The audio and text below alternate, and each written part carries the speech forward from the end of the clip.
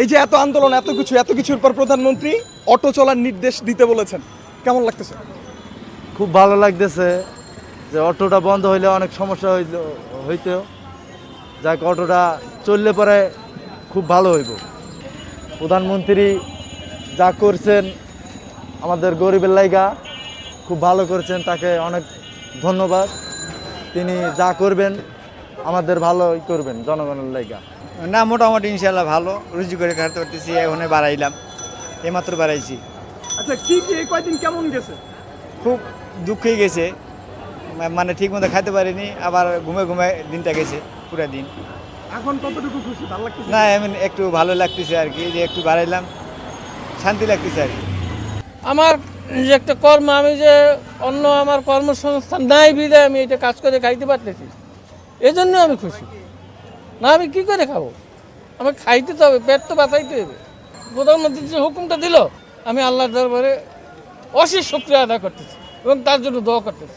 এখন কোনো সমস্যা হবে না। উপরে চালাইতে যদি আর একটু ভালো হইতো, আর একটু আমরা উপরে চালাইলে আমার লাগে ভালো হইতো। আমরা তো প্রতিদিন আমরা তো নিচে চালাই পয়সা পাই না। প্রধানমন্ত্রী যে আমাদেরকে যে অটো চালার পারমিশনটা দিল, এতে আমরা অনেক খুশি। এবং আমরা যে শারীরিক প্রতিবন্ধী তাদের জন্য অসংখ্য ধন্যবাদ, যে আমাদের এই সুযোগটা করে দেওয়ার জন্য। আমরা যদি এই প্রধানমন্ত্রী আমাদের এই অনুমতিটা না দিত, বিগত 3 দিনে আমার অবস্থা এমন হয়ে দাঁড়াইছে যে আমি অসুস্থ।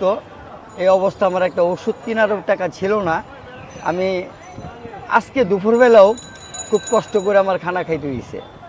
প্রধানমন্ত্রী আমাদেরকে এই অটো চালানোর পারমিশনটা দেওয়াতে আমরা অনেক খুশি এবং তাকে অসংখ্য ধন্যবাদ। এবং সে যে আমাদের প্রতি দৃষ্টি রাখে, আমাদের প্রতি খেয়াল রাখে, এটা আমরা এখন বুঝতে পারছি যে সে কষ্টটা, মানুষের কষ্টটা সে বুঝতে পারে। মানুষের কষ্টটা যে কী কত কষ্টে মানুষ রাস্তায় নামে, এই কথাগুলো সে বুঝতে পারাতে আমরা অসংখ্য ধন্যবাদ তাকে।